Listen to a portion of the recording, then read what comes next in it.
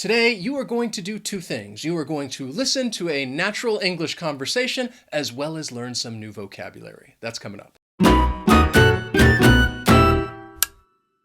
What's up, everyone? My name is Wes. This is Interactive English, which is all about helping you practice and improve your English skills. And the way we're going to do that today is that we have a conversation that we want you to listen to. But not only that, we want to teach you some new vocabulary that you are going to hear when listening to this conversation. And that is a great way to learn some new words as well as see how they're used in context. And I will highlight those for you so you will know exactly where to find them. So today's topic is all about accents. Many learners ask us about this all the time, and they ask if it's necessary to reduce their accent or eliminate their accent. Or many people ask us, does it even matter if we have an accent? Is that even important? So we're going to discuss this topic with you, share some of our thoughts, opinions, and ideas, and teach you some new vocabulary along the way.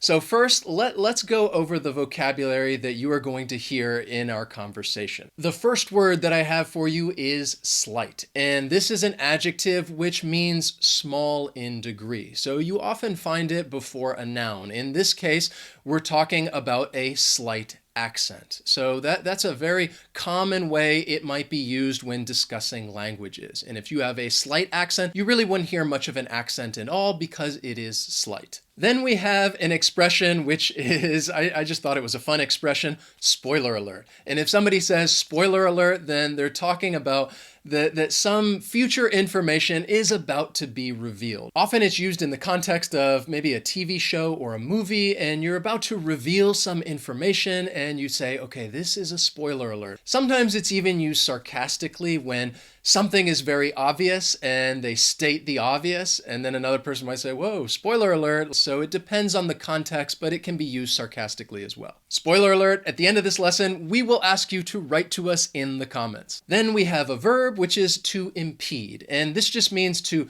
make something more difficult to happen. Often you might hear it being used with the word progress. You're trying to make progress, but something impedes your progress. It makes it a little more difficult to move forward, to impede. Then we have crucial. This is an adjective which just means of great importance. Something is important, then you could say that it is crucial. For example, it is crucial that you hit that like button. We really want you to hit that like button right down below. It's crucial. And nothing is impeding you from doing that right now. Just hit it. Just hit it right now, right down below. It's crucial. Next is exposure. And this is a noun that means that you are experiencing something in an environment that is going to affect you. Let me give you an example. We use this word a lot when talking about learning languages because we always tell you to try and get as much exposure as you can to the English language. And that just means that you are experiencing English. You are listening to English. You are reading English.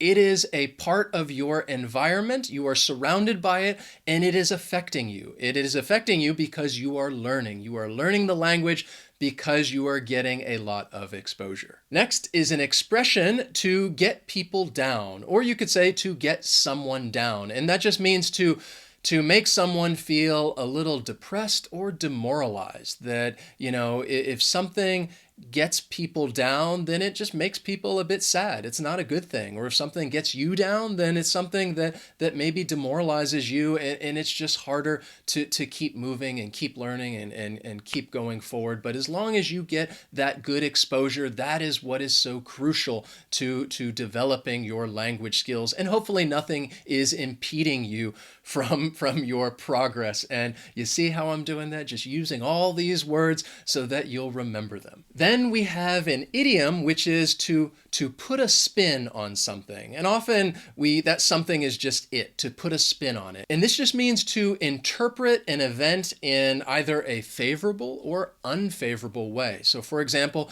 if we're going to interpret something in a favorable way, then you would hear somebody put a positive spin on it. Or if it was interpreted in an unfavorable way, then they might put a negative spin on it. So to put a spin on something is just a way of interpreting it. It can be good, it can be bad, it can be positive, negative. negative to put a spin on it. So those are the vocabulary words that I want you to keep an eye out for as you're listening to this conversation. And I will highlight them for you so you will see exactly where they are and how they're being used in context. All right, so you ready to listen to the conversation? It is crucial that you listen carefully. All right, here's the conversation. All right, so we have a speaking topic that we want to discuss and share with you guys today and just talk about our opinions, our thoughts, and we are going to talk about how important is it for you to reduce your accent or try to lose your accent. How important accent is in your yeah, English or language learning journey? We get many comments that people talking about how can I reduce my accent, or I want to sound like a native English speaker from the US, or I want to sound like I'm British, and whether or not that's necessary and important or possible. Yeah. So what do you think? So as a person who has an accent, I do have an accent, if you're wondering. You have maybe a slight accent. It's not a very strong accent. So I mean, technically speaking, native speakers, everybody has some an accent. Kind of accent. I have a little bit of a Romanian accent because, surprise, I'm Romanian. It's English. Spoiler alert. Not my first language.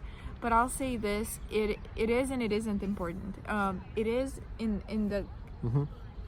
It's very important when it impedes communication, in the sense that if you're trying to say something like, I've heard people say instead of recipe, receipt, or something like that, where you have such a strong accent or you're saying the words, the inflection is wrong, and then people just don't understand what you're trying to say. It causes confusion. So that's when it's so important, because obviously the point of language learning is effective communication, where you want to get across what you're trying to say. You want people to understand what you're saying. That's when accent is crucial.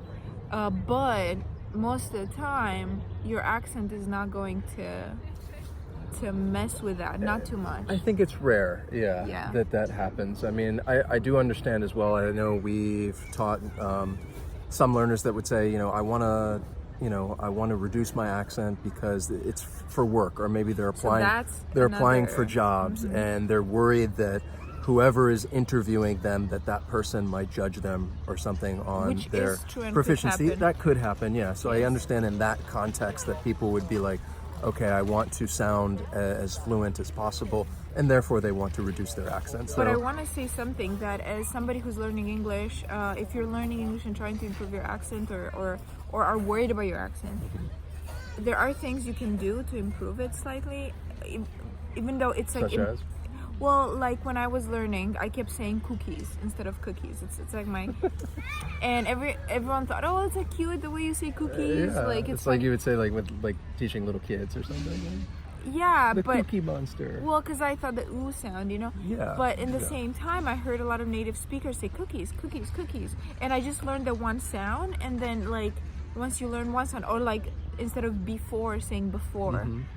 Those little things, when you use them a lot every day, it reduces your accent by quite a lot, actually. Well, that's the thing. I think you sound a lot more native, so you don't have to reduce it completely in order to reduce your accent. And I think again, it goes back to, if you have a lot of exposure to the language and you're listening a lot, then I think people can naturally reduce their accent on their own, instead of trying to study specific things and specific information, because you start to realize that if you hear a word being spoken. And don't be stuck, the correct way, I have so many to times, say this way. Listen to how other people say it and kind of try to imitate that, because many times native speakers will not say the correct way or the way that it's supposed to. Very true. Especially in music. Yeah, but speaking in conversation, because people tend to link their words together, and sometimes the way that's being spoken, you don't fully pronounce each word.